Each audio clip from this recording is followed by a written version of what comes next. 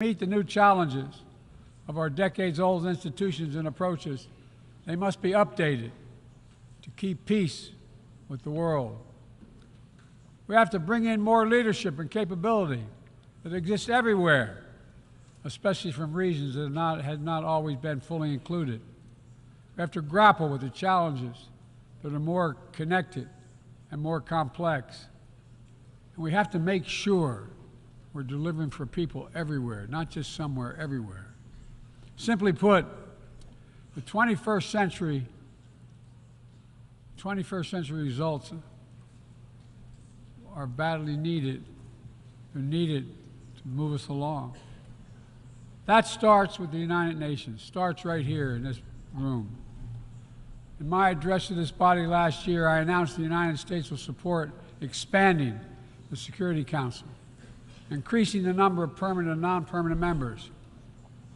The United States has undertaken serious consultation with many member states and will continue to do our part to push more reform efforts forward, look for points of common ground, and make progress in the year ahead.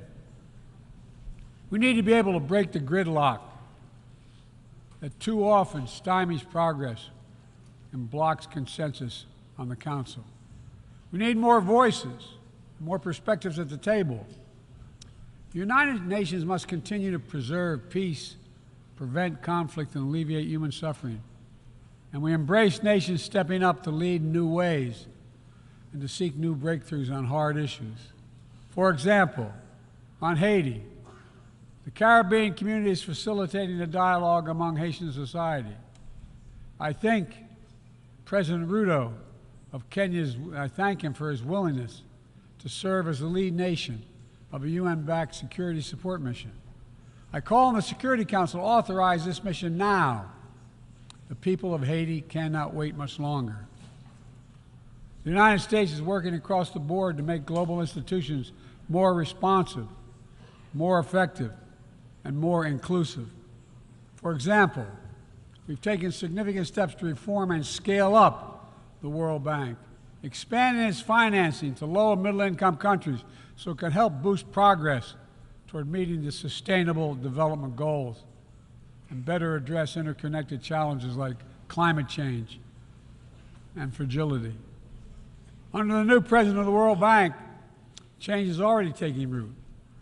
Last month, I asked the United States Congress for additional funds to expand World Bank financing by $25 billion. And at the G20, we rallied the major economies of the world to mobilize even more funding. Collectively, we can deliver a transformational boost to World Bank lending. And because the multilateral development banks are among the best tools we have for mobilizing transparent, high-quality investment in developing countries, reforming these institutions can be a game changer. Similarly, we proposed making sure developing countries have a strong voice and representation at the International Monetary Fund. We're going to continue our efforts to reform the World Trade Organization, and preserve competition, openness, transparency, and the rule of law, while at the same time equipping it to better tackle modern-day imperatives like driving the clean energy transition, protecting workers, promoting inclusive and sustainable growth. And this month, we strengthened the G20 as a vital forum, welcoming the African Union as a permanent member. By upgrading and strengthening our institutions, that's only half of the picture. We must also forge new partnerships, confront new challenges. Emerging technologies such as artificial intelligence hold both enormous potential and enormous peril. We need to be sure they are used as tools of opportunity, not as weapons of oppression. Together with leaders around the world, the United States is working to strengthen rules and policies so AI technologies are safe before they're released to the public. To make sure we govern this technology, not the other way around, having it govern us. And I'm committed to working through this institution and other international bodies and directly with leaders around the world, including our competitors, to ensure we harness the power of artificial intelligence for good while protecting our citizens from its most profound risk. It's going to take all of us. I've been working on this for a while, as many of you have. It's going to take all of us to get this right. In every region of the world, the United States is mobilizing strong alliances, versatile partnerships, common purpose, collective action to bring new approaches to our shared challenges. Here in the Western Hemisphere, we united 21 nations in support of the Los Angeles Declaration on Migration and Protection, launching a region-wide approach to a region-wide challenge to better uphold laws and protect the rights of migrants. In the Indo-Pacific, we've elevated our Quad partnership with India, Japan, and Australia to deliver concrete progress for the people of the region on everything from vaccines to maritime security. Just yesterday, after 2 consultations in diplomacy, the United States brought together dozens of nations across 4 continents to establish a new partnership for Atlantic cooperation so that the coastal Atlantic countries can better cooperate on science, technology, environmental protection, and sustainable economic development. We brought together nearly 100 countries in a global coalition to counter fentanyl and synthetic drugs to reduce the human cost of this affliction, and it is real. And as the nature of the terrorist threats evolve and the geography expands to new places, we're working with our partners to bring capabilities to bear to disrupt plotting, degrade networks, and protect all of our people. Additionally, we convened the Summit for Democracy to strengthen democratic institutions, root out corruption, and reject political violence. And in this moment where democratically elected governments have been toppled in quick succession in West and Central Africa, we're reminded that this work is as urgent and important as ever. We stand with the African Union and ECOWAS and other regional bodies to support constitutional rule. We will not retreat from the values that make us strong. We will defend democracy, our best tool to meet the challenges we face around the world. And we're working to show how democracy can deliver in ways that matter to people's lives. The Partnership for Global Infrastructure and Investment addresses the enormous need and opportunity for infrastructure investment in low and middle income countries, particularly in Africa, Latin America, and Southeast Asia. Through strategic, targeted public investments, we can unlock enormous amounts of private sector financing. The G7 has pledged to work with parties to collectively mobilize $600 billion in infrastructure financing by 2027. The United States has already mobilized more than $30 billion to date. We're creating a race to the top with projects that have high standards for workers, the environment, and intellectual property while avoiding the trap of unsustainable debt. We're focusing on economic corridors that will maximize the impact of our collective investment and deliver consequential results across multiple countries and multiple sectors. For example, the Libido Corridor will extend across Africa from the western port of Angola to the DRC to Zambia, boosting regional connectivity and strengthening commerce and food security in Africa. Similarly, the groundbreaking effort we announced at the G20 to connect India to Europe through the UAE, Saudi Arabia, Jordan, and Israel will spur opportunities and investment across 2 continents. This is part of our effort to build a more sustainable, integrated Middle East. It demonstrates how Israel's greater normalization and economic connection with its neighbors is delivering positive and practical impacts, even as we continue to work tirelessly to support a just and lasting peace between the Israelis and Palestinians, 2 states for 2 people. Now, let me be clear. None of these partnerships are about containing any country. They're about a positive vision for our shared future. When it comes to China, I want to be clear and consistent. We seek to responsibly manage the competition between our countries so it does not tip into conflict. I've said we are for de-risking, not decoupling with China.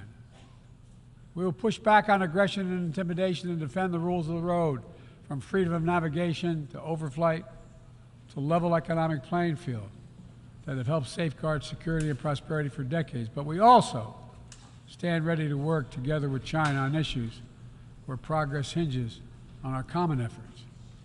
Nowhere is that more critical than accelerating the climate crisis, than the accelerating climate crisis.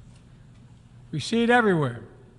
Record-breaking heat waves in the United States and China, wildfires ravaging North America and Southern Europe, a fifth year of drought in the Horn of Africa, tragic flooding in Libya.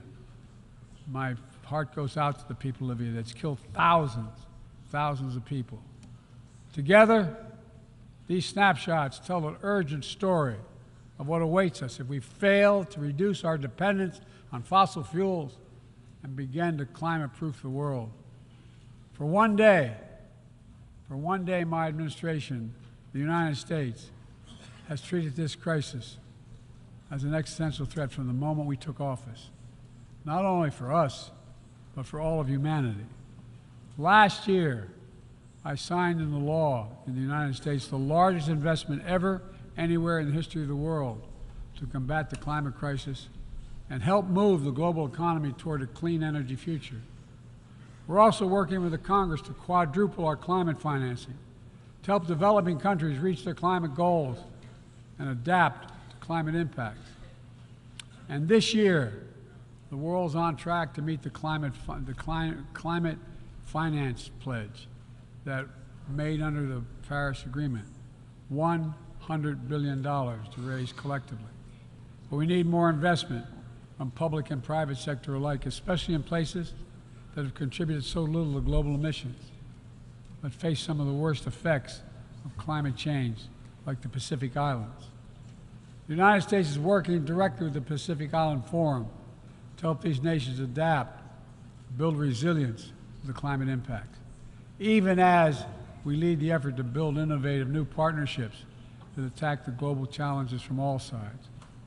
From the First Movers Coalition, which is mobilizing billions of private sector community and the private sector commitments, to creating a market demand for green products in carbon-intense sectors like concrete, shipping, aviation, and trucking, to the Agricultural Innovation Mission for Climate, which is bringing farmers into the climate solution and making our food supply more resilient to climate shocks, and the Global Methane Pledge, now endorsed by more than 150 countries, which expands our focus beyond our carbon emission targets to reduce the potential greenhouse gases in our atmosphere by 30% in this decade.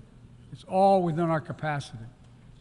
We need to bring the same commitment and urgency and ambition as we work together to meet the Sustainable Development Goals of 2030. These goals were adopted at the United Nations in 2015 as a roadmap for improving lives around the world. But the hard truth is, for decades of progress, the world has lost ground these past years in the wake of COVID-19, conflicts, and other crises. The United States is committing to doing its part to get us back on track. All told, in the first 2 years of my administration, the United States has invested more than $100 billion to drive development progress in bolstering food security, expanding access to education worldwide, strengthening healthcare systems, and fighting disease. And we've helped mobilize billions more in the private sector investments. But to accelerate our forward progress on the Sustainable Development Goals, we all have to do more. We need to build new partnerships that change the way we tackle this challenge, to unlock trillions of additional financing for development, drawing on all sources. We need to fill the gaps and address the failures of our existing system exposed by the pandemic. We need to ensure that women and girls benefit fully from our progress. We must also do more to grapple with the debt that holds back so many low and middle-income countries. When nations are forced to service unsustainable debt payments over the needs of their own people, it makes it harder for them to invest in their own futures. And as we work together to recover from global shocks, the United States will also continue to be the largest single country donor of humanitarian assistance at this moment of unparalleled need in the world. Folks, cooperation, partnership, these are the keys to progress on the challenges that affect us all, and the baseline for responsible global leadership. We don't need to agree on everything to keep moving forward on issues like arms control, a cornerstone of international security. After more than 50 years of progress under the Non-Proliferation Treaty, Russia is shredding long-standing arms control agreements, including announcing the suspension of the New START and withdrawing from the Conventional Forces in Europe Treaty. I view it as irresponsible and makes the entire world less safe. The United States is going to continue to pursue good faith efforts to reduce the threat of weapons of mass destruction and lead by example, no matter what else is happening in the world. This year, we safely destroyed at least the last chemical munitions in the U.S. stockpile, fulfilling our commitment toward a world free of chemical weapons. And we condemn the DPRK's continued violation of UN Security Council resolutions, but we are committed to diplomacy that will bring about the denuclearization of the Korean Peninsula. We're working with our partners to address Iran's destabilizing activities that threaten regional and global security, and remain steadfast in our commitment that Iran must never acquire a nuclear weapon. Now, even as we evolve our institutions and drive creative new partnerships, let me be clear. Certain principles of our international system are sacrosanct. Sovereignty, territorial integrity, human rights. These are the core tenets of the UN Charter, the pillars for peaceful relations among nations, without which we cannot achieve any of our goals. That has not changed, and that must not change. Yet, for the second year in a row, this gathering, dedicated to peaceful resolution of conflicts, is darkened by the shadow of war. An illegal war of conquest brought without provocation by Russia against its neighbor Ukraine. Like every nation in the world, the United States wants this war to end. No nation wants this war to end more than Ukraine. And we strongly support Ukraine in its efforts to bring about a diplomatic resolution that delivers just and lasting peace. But Russia alone bears responsibility for this war. Russia alone has the power to end this war immediately. And it's Russia alone that stands in the way of peace, because Russia's price for peace is Ukraine's capitulation, Ukraine's territory, and Ukraine's children. Russia believes that the world will grow weary and allow it to brutalize Ukraine without consequence. But I ask you this: if we abandon the core principles of the United States to appease an aggressor, can any member state in this body feel confident that they are protected? If we allow Ukraine to be carved up, is the independence of any nation secure? I'd respectfully suggest the answer is no. We have to stand up to this naked aggression today and deter other would-be aggressors tomorrow. That's why the United States, together with our allies and partners around the world, will continue to stand with the brave people of Ukraine as they defend their sovereignty and territorial integrity and their freedom.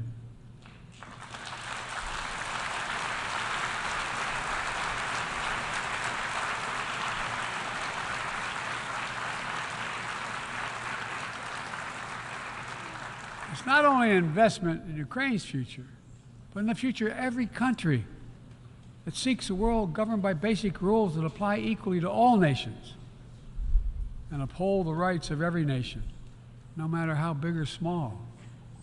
Sovereignty, territorial integrity, they are the fixed foundations of this noble body. And universal human rights is this North Star. We cannot sacrifice either.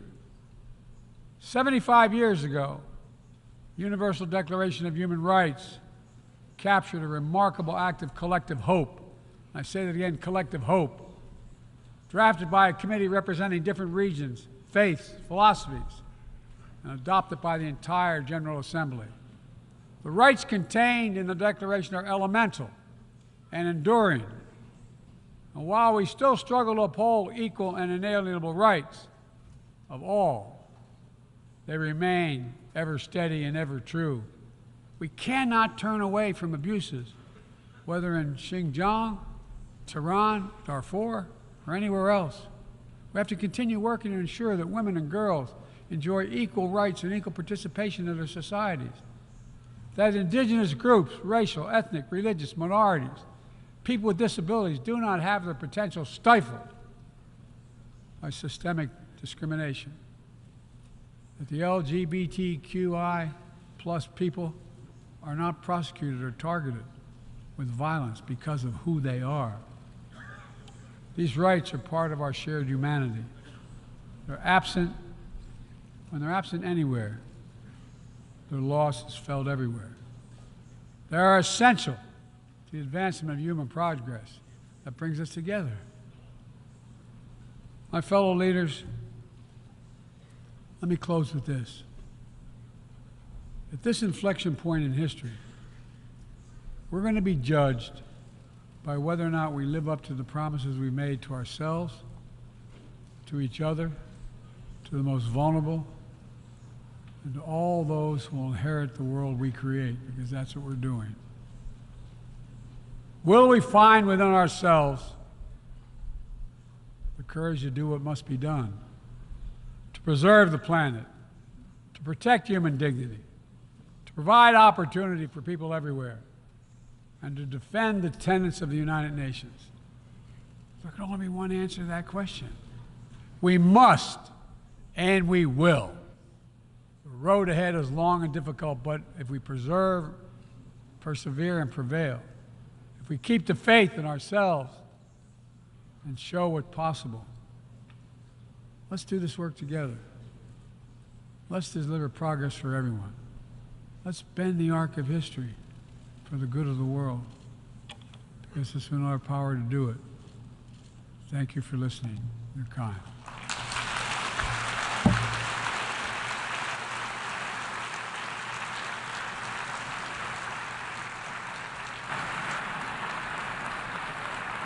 On behalf of the Assembly, I wish to thank the President of the United States of America for the statement just made, and I request protocol to escort His Excellency. May I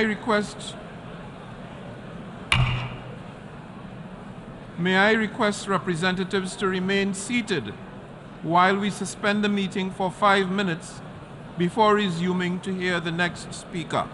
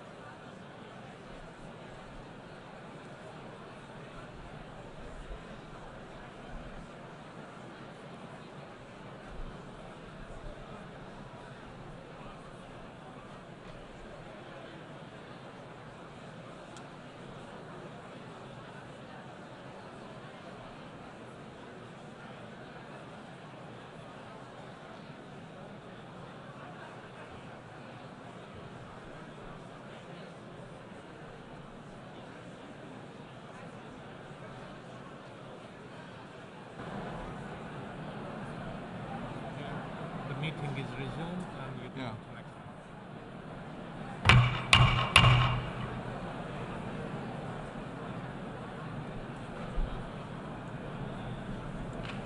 Excellencies, ladies and gentlemen, the meeting is resumed.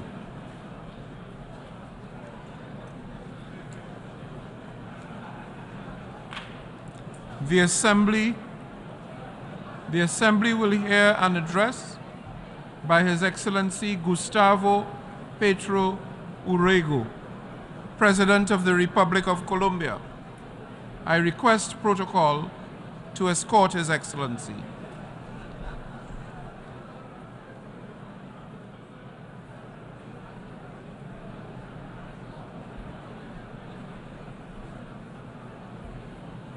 On behalf of the General Assembly, I have the honor to welcome His Excellency Gustavo Petro Urrego, President of the Republic of Colombia, and invite him to address the Assembly.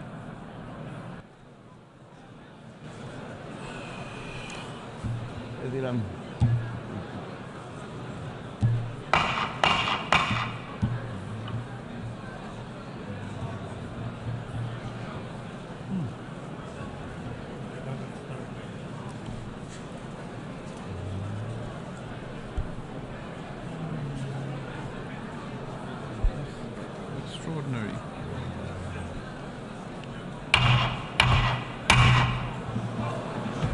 Sorry, sir. I have to repair the gavel.